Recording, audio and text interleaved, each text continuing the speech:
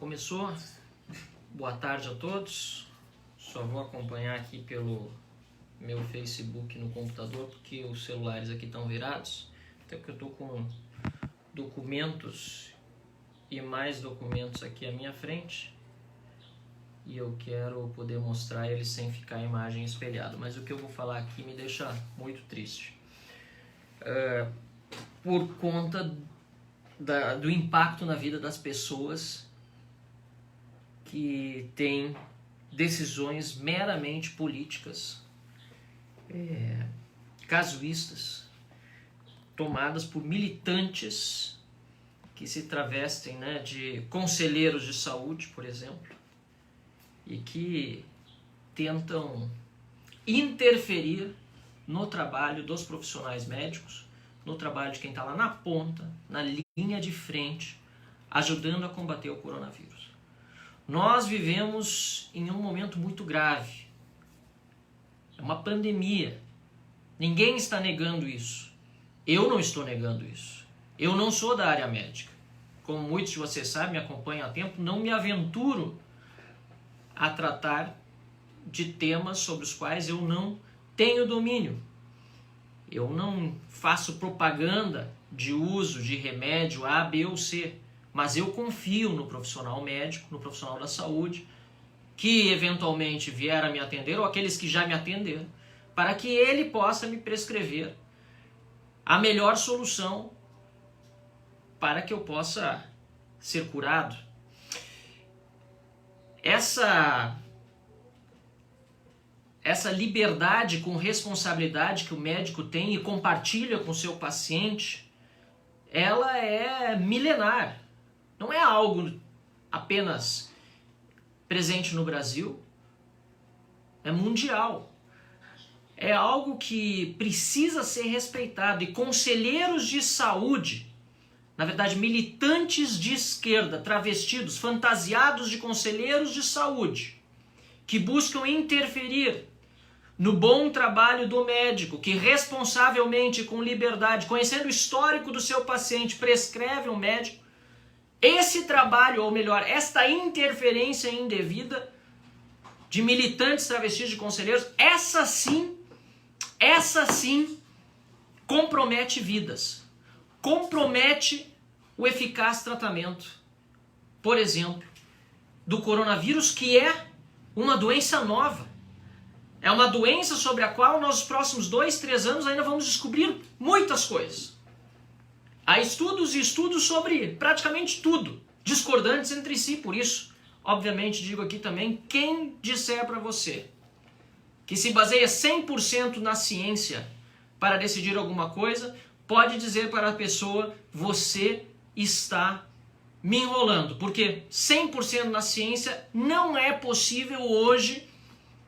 Sobre o caso do coronavírus, não é possível hoje se basear, porque a própria ciência está ainda estudando o caso, trazendo análises contraditórias. E não é sobre o coronavírus, é sobre uma série de doenças que existem e cujas curas ainda, inclusive, não foram encontradas. O próprio HIV, agora a segunda vez no mundo que um paciente com HIV ficou completamente curado, do vírus. Segunda vez na história.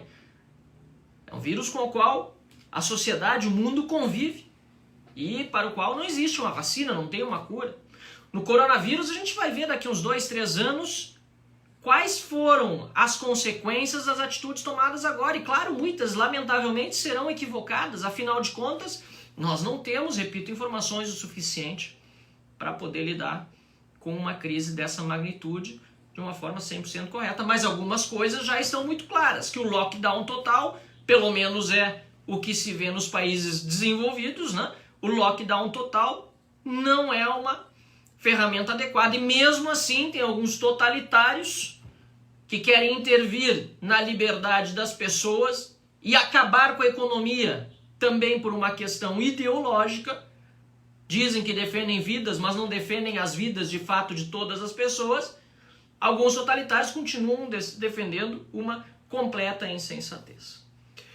Mas o que me trouxe para fazer essa live de agora é o fato de que o Conselho Estadual de Saúde do Rio Grande do Sul, pasmem, assim como o Nacional de Saúde, eu vou chegar lá, decidiu assinar uma resolução, ele resolve, como se tivesse poder para isso. O Conselho aconselha, recomenda mal, mas resolve, como se ele pudesse impor uma decisão dessa do Estado do Rio Grande do Sul, mas enfim, resolve. Escutem só o que disse Cláudio Augustin em nome do Conselho Estadual de Saúde, que a Secretaria de Estado de Saúde do Rio Grande do Sul deve fazer. Eu vou ler só os 2 primeiros artigos para não tornar essa live enfadonha. E de novo, eu vou deixar para vocês julgarem tudo aqui. Vou tentar fazer o menos possível aqui juízos de valor. Vou mostrar fatos. Vocês julguem. Diz a resolução que a Secretaria Estadual de Saúde do Rio Grande do Sul se posicione contra o uso de medicamentos que não tenham sua eficácia e segurança comprovadas por meio de estudos clínicos controlados e randomizados para profilaxia e tratamento precoce da Covid-19. Segundo, vejam bem, denunciar ao Ministério Público e Tribunal de Contas do Estado, Ministério Público Federal, a fiscalização rigorosa da utilização de recursos públicos por parte de gestores do SUS para a compra de medicamentos que não tenham sua eficácia comprovada e autorizada pela Anvisa. Olha, pessoal, para começar, a hidroxicloroquina, e de novo, não faz propaganda de medicamento. Quem deve prescrever ou não é o médico em conjunto com o seu paciente, fica aqui bem claro. Não faço, nunca fiz, não farei. Não sou especialista da área. Agora sim, de legislação eu conheço. Ai, de política e de militantes infiltrados em órgãos e conselhos para dizer que são sérios e respondem por uma instituição, disso eu também entendo bem.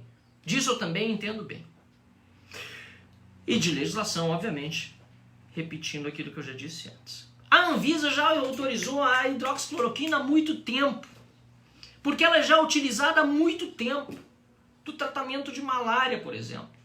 Dermatologistas usam hoje mesmo tive uma consulta com um médico que estava me contando, dermatologistas usam inclusive para queda capilar. E sinceramente, muitos que fazem uso desse medicamento há tanto tempo sabem que os seus efeitos colaterais não são esses todos que estão sendo propalados como o caos, uma ameaça à vida das pessoas. Mas, de novo, não é minha responsabilidade fazer julgamentos se este medicamento, ou a ivermectina, ou, enfim, o zinco, quaisquer os medicamentos que estão sendo trazidos ao debate público, se eles de fato vão ser eficientes. Aliás, não é nem de ninguém, porque mesmo os especialistas hoje estão divergindo, mas na hora em que a pessoa está doente e existem algumas evidências ou muitas evidências de pessoas que conseguiram enfrentar a doença melhor com esse tratamento, é direito sim do paciente junto com o seu médico decidir sobre a utilização. Fazer denúncia ao Ministério Público é apenas ameaçar o gestor que corretamente está disponibilizando, sim, por meio de recursos públicos do SUS, o gestor que está disponibilizando para o profissional médico o medicamento para dar a possibilidade àquele paciente, junto com o médico, decidir sobre o seu futuro. Ameaçar esse tipo de gestor é uma atitude extremamente nefasta.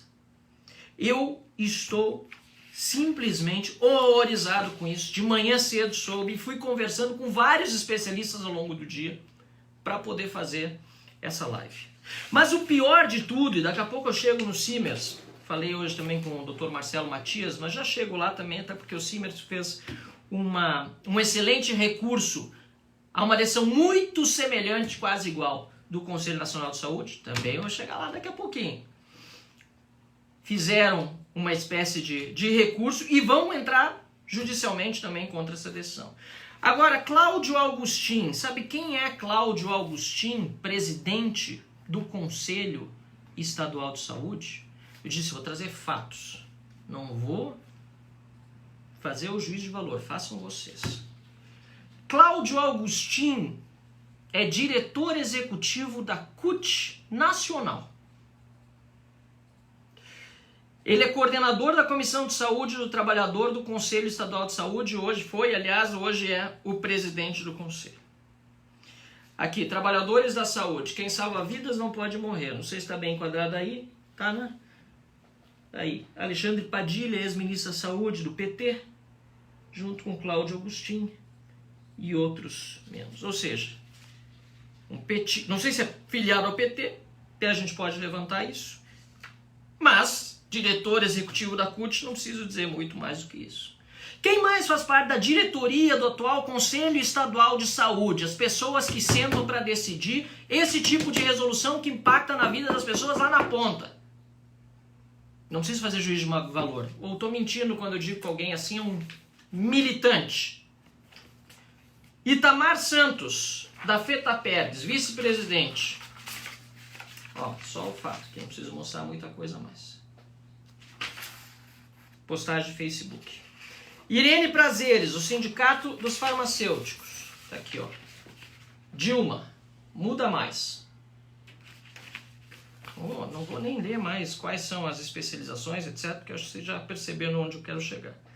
Ivarlete Guimarães, faz parte da diretoria do Conselho Estadual de Saúde. Com Lula em Porto Alegre. Tuane De Witt, do Conselho Regional de Serviço de Saúde. Live do Partidão, do PCB, Partido Comunista Brasileiro. E a Marielle presente. Milton Brasil, coordenador da Regional Sindical Fronteira da FETAG. Dia 30 vai ser maior, institutos, etc. Bom, pessoal, são essas pessoas que dirigem o Conselho Estadual de Saúde. Vocês confiam a sua saúde a essas pessoas ou vocês confiam a sua saúde a médicos? Uma pergunta. Preciso fazer juízo de valor? Aí, conversei com o Simers. Me mandaram também aquilo que nós já vimos na imprensa. Que o Conselho Nacional de Saúde fez a mesma coisa. Essa recomendação, aí sim recomendação, porque, como eu disse, máximo o Conselho pode recomendar. Fazer resolução, como fizeram hoje, para o governador implementar, certeza que o governador Eduardo Leite não vai seguir um documento desses. Mas, por via das dúvidas, muito bom que o Simers já está agindo e judicializará esta questão. Aliás, no Conselho teve só um voto contrário. Vou dizer o nome até do representante, foi representante do Simers. Passou aqui, Jefferson Bueira. Um único voto contrário. Recomendação do Conselho Nacional de Saúde. Vamos lá. Isso foi depois do Ministério da Saúde fazer um documento. Só um pouquinho. Foi ainda na época, se não me engano, do Nelson Teich. Documento super explicativo. Com apoio dos médicos brasileiros. Com todas as orientações. Não é pouca coisa, não. Tá? Com bibliografia, com tudo que é necessário para ter ciência. Aqueles que gostam de falar em ciência, né? Para ter dados científicos mesmo, que a comprovação ainda de todos os efeitos não seja possível. Uma apostila com todas as orientações do Ministério da Saúde para manuseio de medicamentos precoces de pacientes com diagnóstico da Covid-19. Está tudo aqui, apresentação, orientações do Ministério da Saúde. Né? Isso aqui foi feito em conjunto com aqueles que entendem, né, que são os próprios médicos. E lembrando, de novo, todos esses medicamentos aqui que estão mencionados já existem, são aprovados pela Anvisa, obviamente que para outras finalidades. E todos os médicos que os receitam sabem quais são os efeitos colaterais e sabem pelo histórico dos seus pacientes, ou pelo menos, porque não é ciência exata, medicina lá na ponta, pelo menos sabem qual é o grau de probabilidade de um paciente eventualmente vir a ter alguma complicação com um desses medicamentos, a fim de não indicá-los. Um paciente com cardiopatia grave, que já teve problemas no coração, dificilmente, quase certamente, não terá como recomendação médica a utilização, por exemplo, da hidroxicloroquina. De novo, estou falando aqui como leigo. Se tiver algum médico aí nos comentários, por favor, fica à vontade para me corrigir. À vontade, por favor. Eu sei qual é o limite das minhas competências. E eu sei onde começam as minhas incompetências. É importante, principalmente quem está investido de uma função pública como a minha, saber até onde eu posso ir para não falar besteira, como muitos políticos lamentavelmente fazem. E é por isso também que durante tanto tempo eu fui engolindo vários sapos e várias evidências foram aparecendo e deixei para fazer essa live hoje, quando as evidências, os fatos, as provas são tão grandes de que há uma militância de esquerda, uma militância, em parte inclusive, enfim, não vou exagerar aqui, porque eu me empolgo no sentido de denunciar tudo o que está acontecendo, mas uma militância que está pondo em risco a vida das pessoas. É isso que está acontecendo, estão negando às pessoas e aos médicos, infringindo a ética da profissão médica, o direito a um tratamento de saúde. Vamos ao que disse o Conselho Nacional de Saúde. Vou até impostar um pouquinho mais, né? Conselho Nacional de Saúde. Ao Ministério da Saúde. 1. Que suspenda as orientações para manuseio medicamentoso precoce de pacientes com diagnóstico da Covid-19, publicadas em 20 de maio de 2020. Isso aqui. Autorizando o uso de cloroquina e hidroxicloroquina para tratar sintomas leves de Covid-19. 2. Que não libere o uso de qualquer medicamento como preventivo ou para tratamento da Covid-19 pela ausência de confirmações de uso seguro aos usuários. Veja bem, não libere o uso de qualquer medicamento. Ou seja, se o Estado não aprovou aquele medicamento para aquele fim específico, isso pode levar anos, não só por conta das evidências científicas, também por conta da burocracia. Se o Estado não liberou, não pode, não libere. 3. Que assessorando o governo federal, desempenhe seu papel na defesa da ciência e a redução da dependência de equipamentos e insumos, construindo uma ampla e robusta produção nacional. E ao Ministério Público Federal, é claro que vem a ameaça depois, que também, obviamente, dentro do Ministério Público há ótimos profissionais, mas há aqueles que, infiltrados ali, fazem parte dessa militância. Ao Ministério Público Federal, que em razão do descumprimento da legislação do SUS e dos riscos à saúde da população brasileira, representados pela utilização da cloroquina e da hidroxicloroquina no contexto da pandemia pelo novo coronavírus, tome as devidas providências para que as orientações para manuseio medicamentoso precoce de pacientes com o diagnóstico da Covid-19 publicadas pelo Ministério da Saúde sejam suspensas. Antes de chegar a quem assina isso, a gente viu que vários médicos que diziam para não utilizar determinados medicamentos, na hora em que ficaram doentes, utilizaram o medicamento. Esta resolução, aliás, recomendação, do Conselho Nacional de Saúde impediria que esses médicos fossem bambambãs muito conhecidos ou fossem médicos anônimos, pudessem utilizar esse medicamento. Mas utilizaram. Quem assina esse documento? Deixa eu achar aqui porque vai ficar mais fácil. Agora tem tanto para lá, tá aqui. Quem assina esse medicamento? Vamos lá. É gaúcho. É o presidente do Conselho Nacional de Saúde. Está aqui.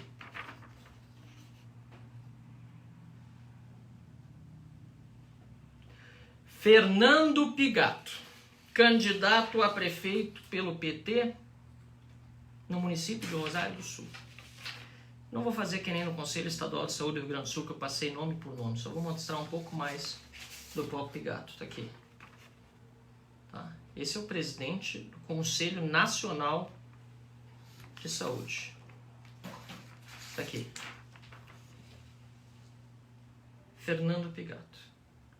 Você confia mais em Fernando Pigato, presidente do Conselho Nacional de Saúde, candidato a prefeito pelo PT em Rosário do Sul, aqui no Rio Grande, lá no Rio Grande do Sul, estou em Brasília, ou você confia no seu médico?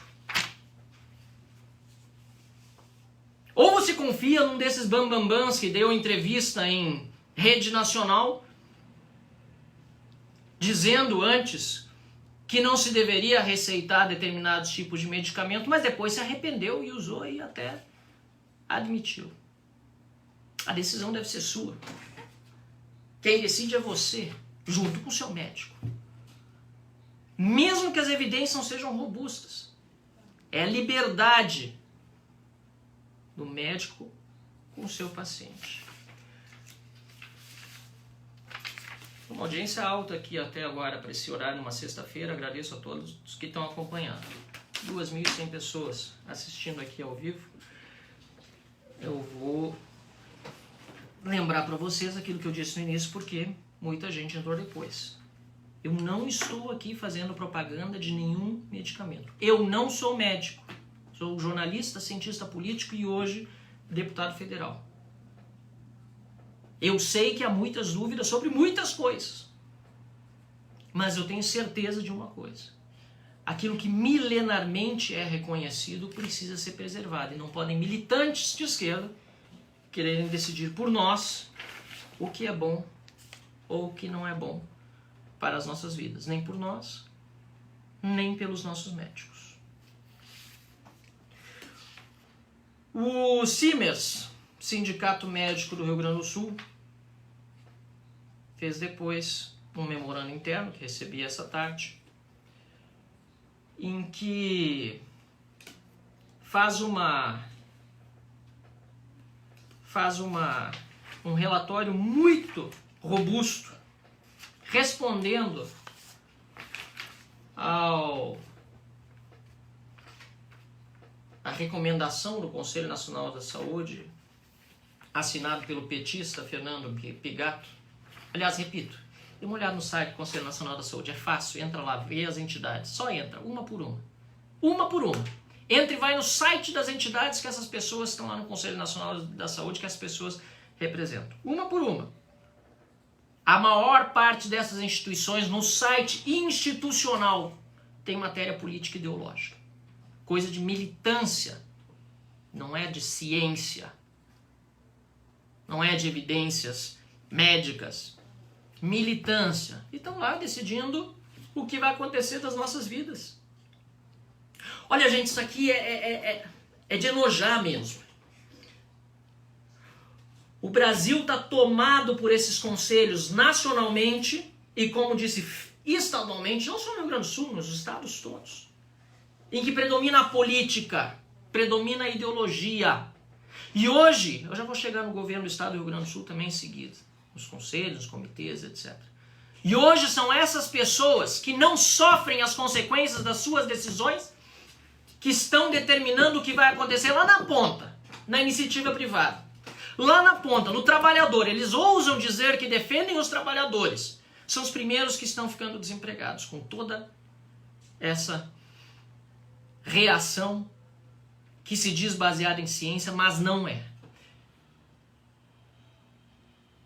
Nem em ciência, nem naquilo que mais recentemente a gente tem observado. Sim, fomos como sociedade muito tolerantes lá no início. Claro, deveríamos ser, não tenho dúvida disso. Lá no início ninguém sabia o que ia acontecer. Disseram, vamos ter que fechar alguns comércios, algumas indústrias, talvez todas, ficam só as ditas essenciais. Sabemos que todos são essenciais, mas ficam as essenciais só funcionando, outras terão de fechar. Enquanto isso, preparamos o sistema de saúde. E o que nós vemos? O presidente do CONAS, ex-presidente agora, deu um branco no nome. Secretário estadual lá do Pará. Beltrame. Não me engano, Alberto Beltrame. Tá aí. Polícia Federal batendo na casa dele. Batendo na casa dele, obras de arte, desvio, covidão por todo lado.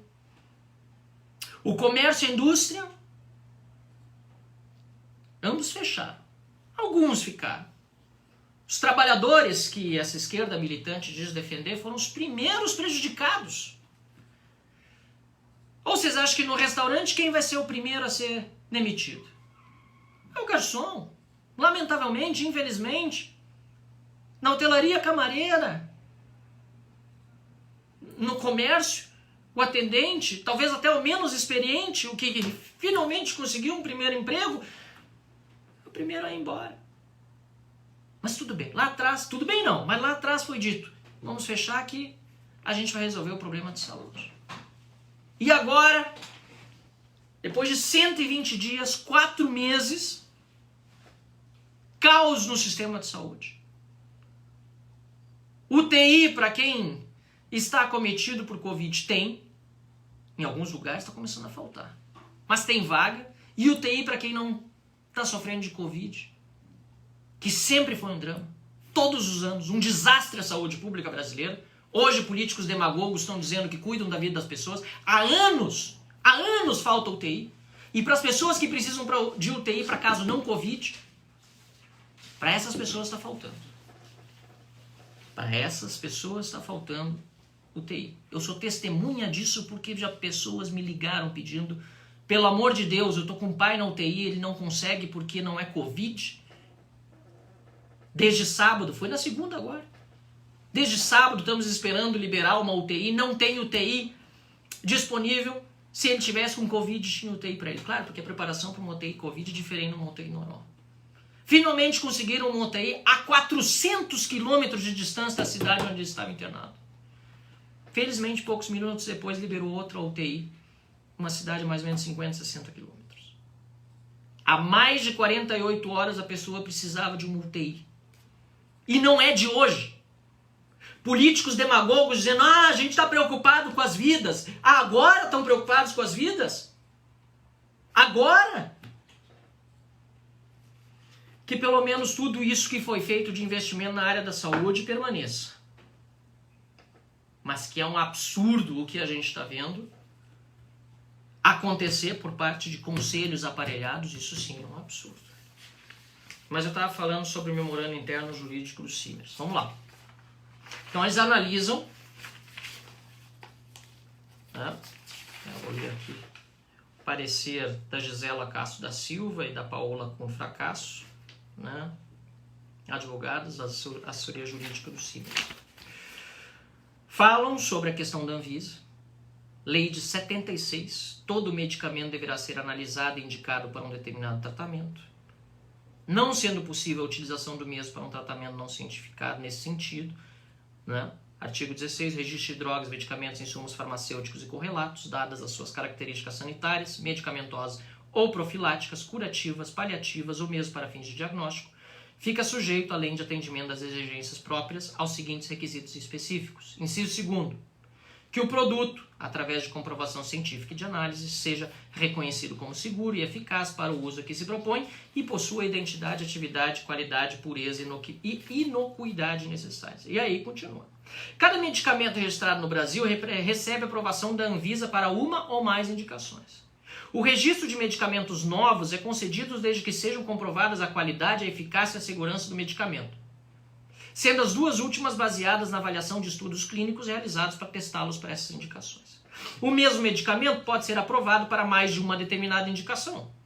Lógico, a gente tem diferentes doenças para as quais nós utilizamos os mesmos remédios. Diferentes doenças, os mesmos remédios. Mas, para tanto, deve ser submetido a estudos e aprovação pela Anvisa. O medicamento que ainda está em fase de análise e não foi autorizado recebe a nomenclatura de uso off-label. A gente está acostumando com várias palavras, né, do meio médico e científico, lockdown, né, em inglês, então aqui mais uma, vocês já ouviram bastante, off-label. Ou seja, ainda que haja utilização de medicação, a mesma não foi aprovada pela Anvisa.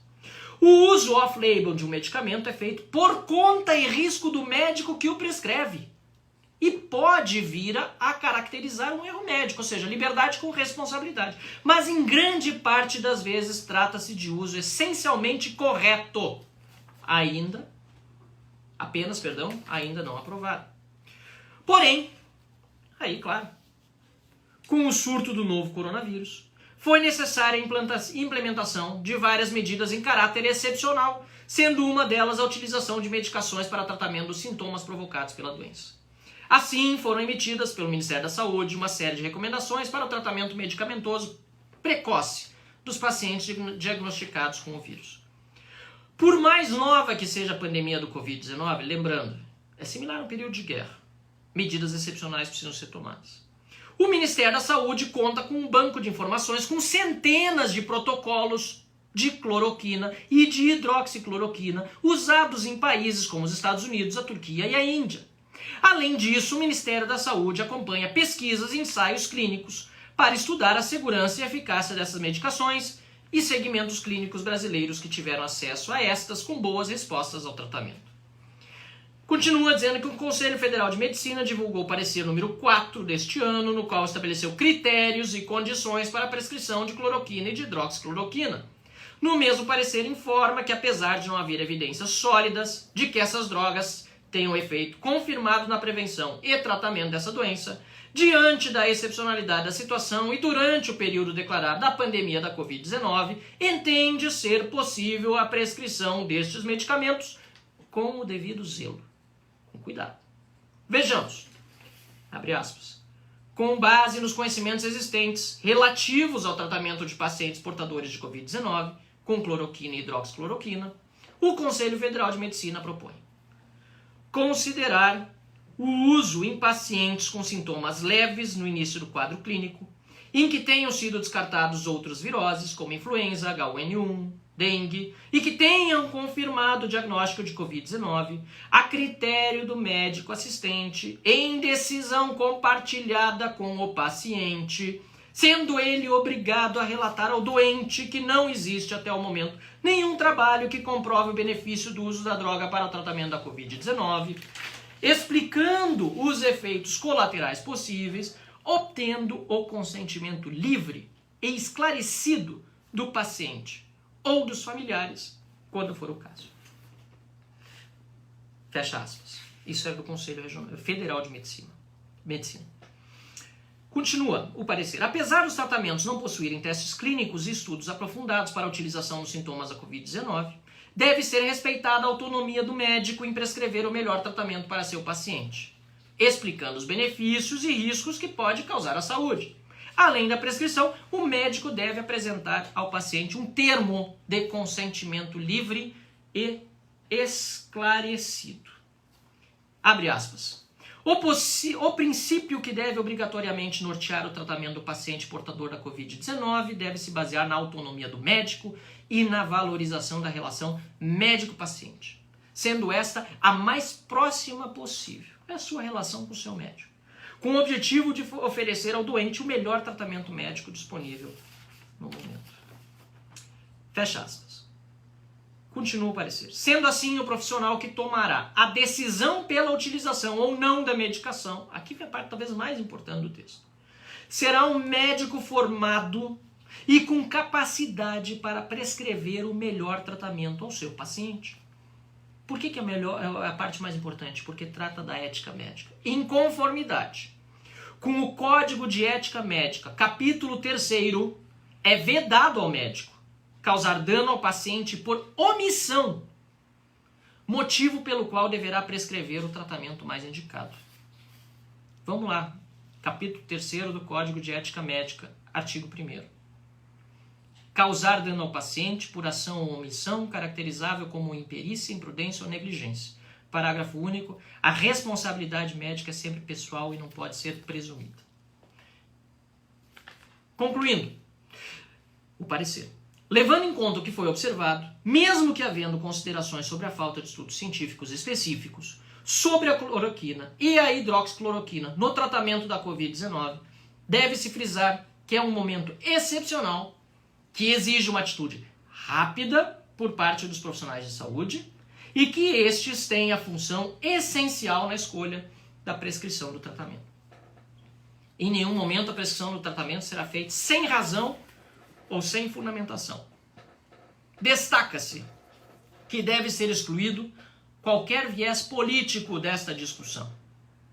uma vez que a utilização de tais medicações visa somente o bem-estar e saúde da população, e a espera de estudos clínicos para a permissão dos remédios com certeza trará graves consequências à população.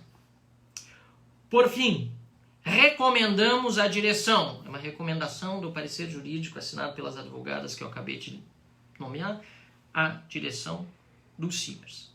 Que seja, CIMERS, o Sindicato Médico do Rio Grande do Sul. Vamos começar o parágrafo de novo. Por fim, recomendamos à direção do CIMERS, Sindicato Médico do Rio Grande do Sul, que seja oficiado o Ministério da Saúde e o Ministério Público Federal, nos termos deste parecer, para que seja desconsiderada a recomendação, que é a recomendação assinada pelo petista, né, do Conselho Nacional de Saúde, recomendação assinada pelo petista, né, foi do Boulos, que pede que o Ministério Público Federal desconsidere, né, a resolução assinada pelo Fernando Pigato, petista que foi candidato a prefeito. Eu já disse que ele é petista. Por fim, recomendamos à direção que seja oficiado o Ministério da Saúde e o Ministério Público Federal nos termos deste parecer, para que seja desconsiderada a recomendação número 42, assinada pelo petista Fernando Pigato, do Conselho Nacional de Saúde, que buscava a suspensão do uso de medicamentos para tratamento da Covid-19. Pelos motivos expostos, tal atitude fere a autonomia do médico, cerceando sua função principal, ou seja, a prescrição do tratamento mais eficaz para os sintomas da doença.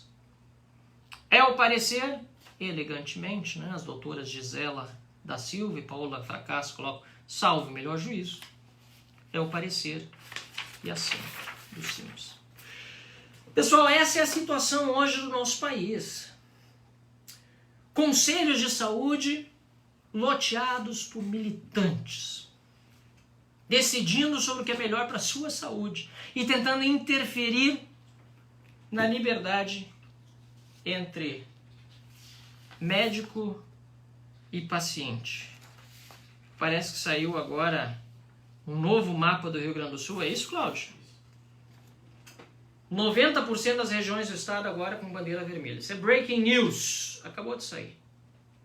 Acabou de sair. Isso é tal da planilha de Excel do governo, né? O governo tem um comitê de crise e um comitê de dados. Vou chegar no comitê de dados agora. Vamos lá. Comitê de dados. Esse é o comitê de dados do estado do Rio Grande do Sul, tá?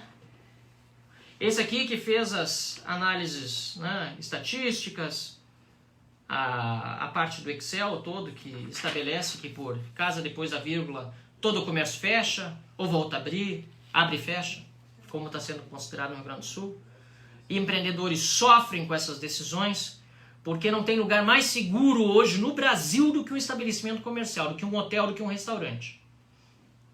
Limpo, limpo, limpo. Saiu da mesa, passa lá o spray de álcool. Álcool gel na entrada, álcool gel no balcão, máscara. Aliás, querem evidências científicas, né? Quem já teve o coronavírus, a rigor não precisaria usar máscara, mas está sendo obrigado a usar. Aliás, querem mais discussão científica sobre o uso de máscaras? Tem estudos que sugerem, mas não são definitivos, que 40% das pessoas no mundo são imunes ao coronavírus por uma questão celular, das células. Nem um exame sorológico, nem um exame por meio dos anticorpos no sangue vai identificar se ela teve ou não coronavírus, porque talvez ela teve, não teve, foi completamente assintomático, o coronavírus tentou, não conseguiu, porque as próprias células do corpo têm a imunidade já adquirida. Vocês sabiam disso? E essas pessoas todas estão sendo obrigadas a usar máscara. E eu vou dizer o seguinte, sim, espaços públicos, porque estamos num momento de pandemia, em locais, dentro de estabelecimentos, nós temos que usar as máscaras, sim. Fui contra a aprovação da forma como foi feita aqui na Câmara dos Deputados, inclusive entrando dentro do domicílio das pessoas, porque isso é absolutamente inconstitucional. Mas todas as medidas que forem necessárias, mesmo que às vezes um pouco exageradas, se nós formos olhar para o futuro, são importantes para evitar a disseminação do vírus. Aglomerações, sou completamente contra. Nós temos que nos precaver o máximo possível. Agora, falar em ciência o tempo todo e criar um sistema como esse no Rio Grande do Sul me parece um pouco incoerente. Esse aqui é o Comitê de Dados do Rio Grande do Sul. Eu não sei, tá tendo live agora, Cláudio? Foi anunciado só, né? Esse aqui é o comitê. Eu só vou mostrar alguns, já a nossa live está bastante longa, tá? Mas tem 2 estatísticos no comitê, 2 que cuidam das tabelas, cuidam do Excel, cuidam do governo Eduardo Leite, né, do comitê de dados, cuidam de todos os dados ali das coisas. E obviamente os 2, como praticamente todo mundo, né, tem redes sociais. Vamos lá. Primeiro, bastante tempo de live, hein? Só um minutinho, gente. Suzy Alves Camei, né, ela deu entrevista, inclusive, vou achar a entrevista, matemática para o distanciamento, né? Elas lançam uma pergunta: evitar a infecção é ou não um dos objetivos do modelo? Tem uma água para mim? Vai fazer diferença. A única maneira de evitar totalmente a infecção é fazer um lockdown e só reabrir quando não houver mais infectados. Ficar cerca de 3 meses em lockdown, com um controle muito forte de fronteiras, com um controle muito forte dos sistemas de transporte aéreo e rodoviário, para evitar a chegada de novos casos. Defesa dela, estatística, né? Teoricamente, mas obviamente realisticamente impossível, mas teoricamente, evitar a infecção todo mundo fica em casa, ninguém chega perto mais de ninguém. Acabou, lockdown completo, integral, 3 meses, tá todo mundo morto, não vai ter nem água, né? Até parece que combinou. Não vai ter nem água, ninguém vai poder nem buscar, vai sair água da torneira, pessoal que tá nas companhias de abastecimento vai ter que ficar em casa. Mas enfim, isso é teoria. Então, é teoria. Na prática, a Suzy Alves Camei, professora de estatística e do programa de epidemiologia da URGS, chefe de unidade bioestatística do HCPA. Tá? Isso aqui é o perfil do Twitter.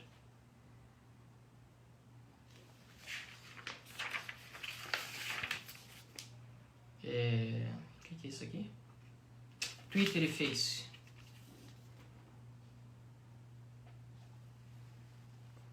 Afastar um pouquinho, levantar um pouquinho.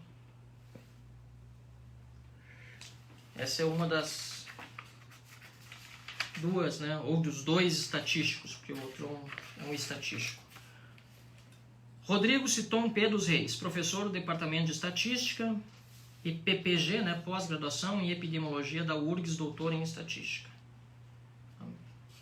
Vou fazer juízo de valor aqui, vocês só olhem e tirem as conclusões se vocês quiserem, tá? Esse é o nosso Rodrigo Citon, né?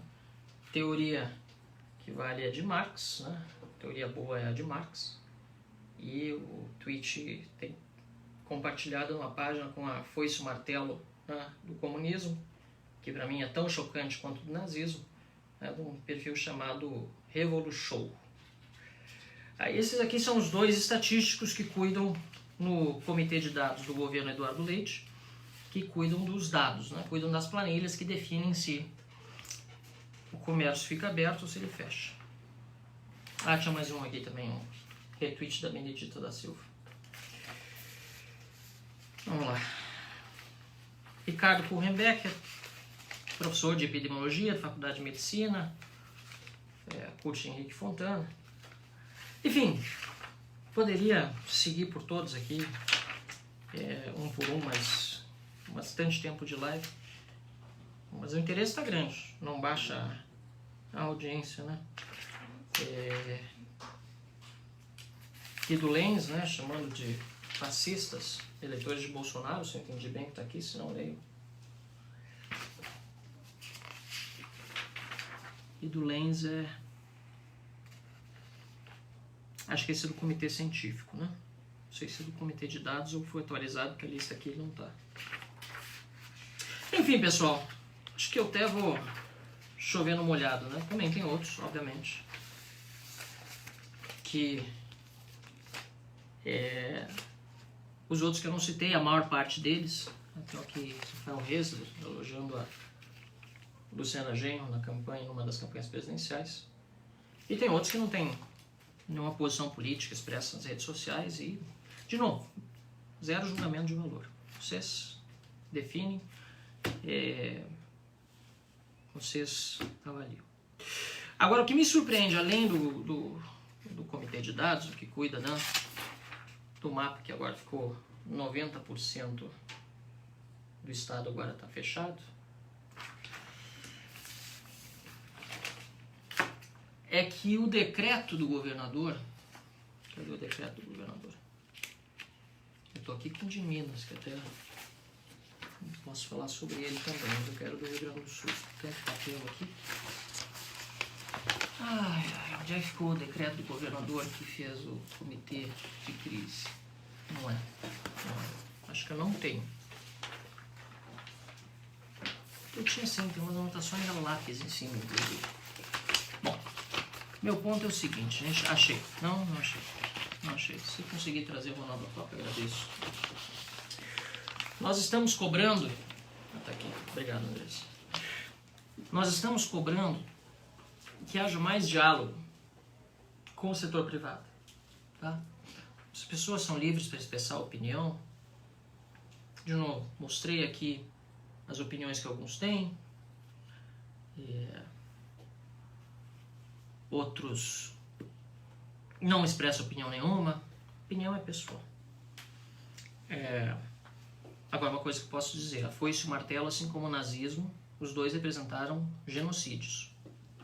Falam tanto em genocídio. Foice, martelo e suástica são símbolos dos maiores símbolos de genocídios que aconteceram na história. Não é retórica política. É genocídio. É milhões de mortos. Na União Soviética, no mundo todo, na Alemanha, enfim. Coreia do Norte, o único país, tem lá foice e martelo na Coreia do Norte, o único país do mundo que ainda tem campos de concentração. Isso. Essas são políticas genocidas. Totalitárias.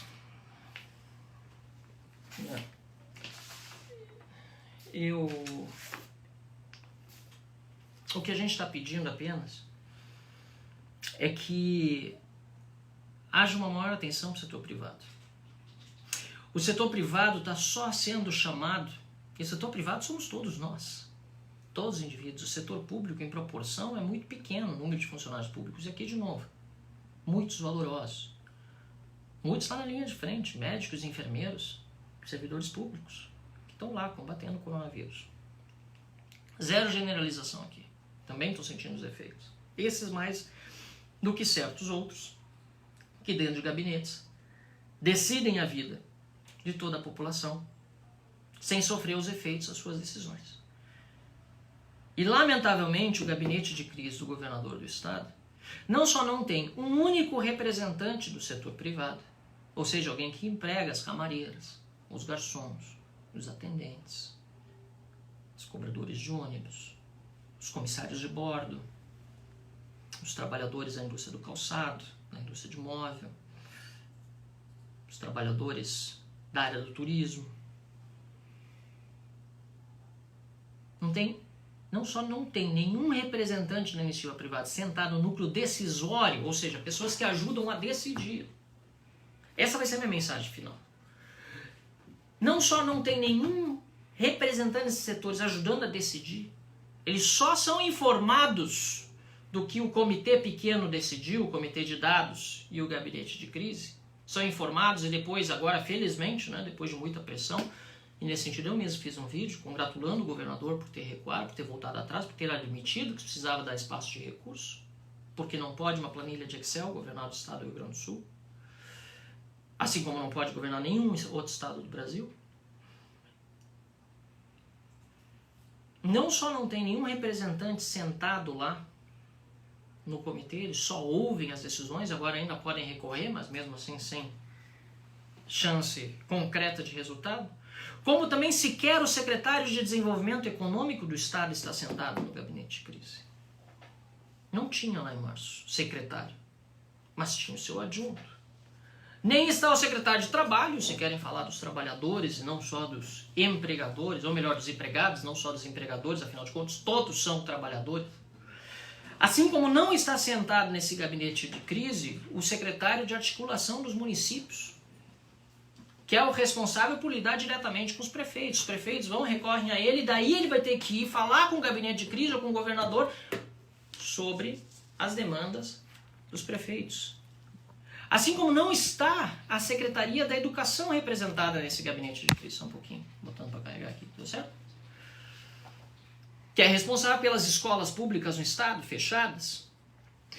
Então aqui o nosso recado final, a crítica construtiva final é: vamos abrir esse poder decisório para quem está sofrendo diretamente as consequências lá na ponta. Que se preparou. Que fez tudo o que era necessário para que seu negócio pudesse funcionar com segurança, para que seus colaboradores não fossem infectados pelo coronavírus.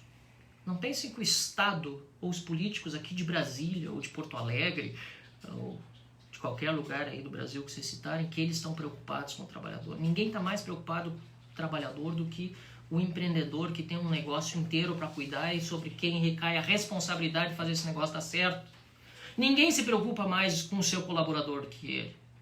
Quem diz que se preocupa com o trabalhador lá na ponta em Brasília, salvo algumas raras exceções, está fazendo por demagogia, para ganhar voto. Cria leis como a do FGTS, que o cara agora, durante a pandemia, não consegue sacar integral. Um monte de gente sem emprego não consegue sacar o FGTS por conta de decisão política demagógica aqui de Brasília. O cara tem direito ao FGTS, é dele, ele não pode tirar. E isso quem defende são os defensores dos trabalhadores aqui de Brasília. Essa CLT imunda, velha, arcaica, atrasada, que jamais deveria existir, hoje em dia faz menos sentido ainda, é defendido pelos defensores dos trabalhadores. Quem mais defende o trabalhador, o seu colaborador, é o dono do negócio. E é ele também que mais cuida do seu cliente, porque ele quer que o cliente volte, ele quer que o cliente compre seu serviço, que frequente a sua loja, seu restaurante, seu hotel.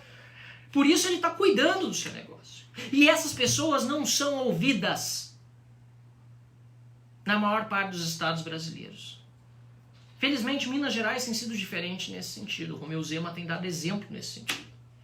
Nem vou falar muito para não dizer que estou fazendo propaganda partidária, que não é meu interesse. Aliás, esse reconhecimento vem muito de fora.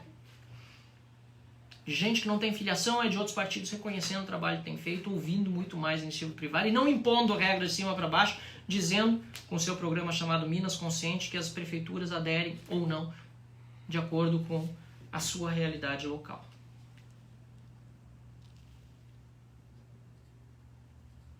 Só voltar aqui ainda antes de a gente terminar a live. Então, o que a gente está pedindo, e é engraçado que a gente está praticamente implorando, que faz semanas que a gente tem dito isso, implorando para pedir licença para trabalhar com segurança, é que os empreendedores, os seus representantes tenham assento na mesa em que se decidem as coisas que impactam sobre as suas vidas.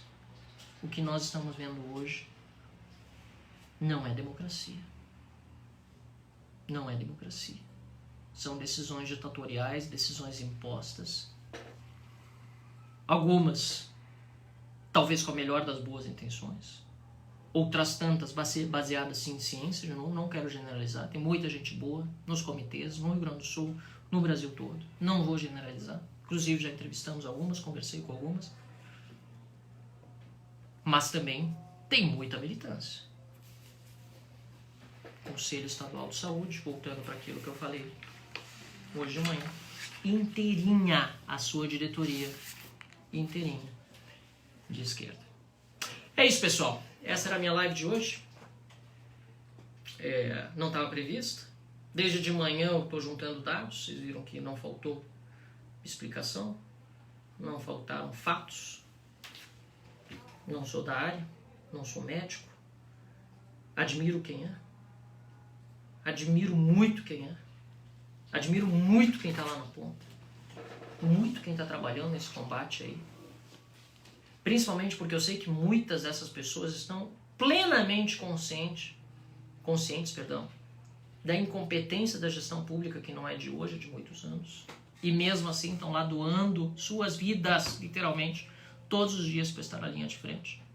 Mas eu não sou dessa área. Não sou cientista da área da saúde, mas o que eu sei e o que eu entendo razoavelmente bem é de legislação e é de política. E a legislação não está sendo seguida por esses conselhos, está sendo rasgada. A Constituição está sendo rasgada. O direito às pessoas terem liberdade como responsabilidade está sendo negado por esses conselhos de saúde. A ética, o código de ética médica está sendo ignorado. E além de entender de legislação, eu entendo alguma coisa de política. E entendo alguma coisa de pessoas infiltradas em instituições para fazer militância partidária. Às vezes é difícil a gente esclarecer tudo num vídeo curto. Parecem até ataques vazios. A gente diz, mas não é bem assim, você está exagerando. Essa pessoa aí, não, talvez ela votou no partido tal, mas ela não tem esse pensamento todo que você está pensando. Só mostrei fatos. Obrigado, pessoal. Boa noite a todos. Deus abençoe o nosso Brasil. E um bom fim de semana. Espero que todos aqueles que façam recurso para o governo do Estado estejam cobertos de razão, como é a maior parte dos casos, tenham atendido seus pleitos e que, daqui em frente, o governo também inclua a iniciativa privada no núcleo decisório. Chame a mesa para ajudar a resolver essa situação. Obrigado, pessoal. Boa noite.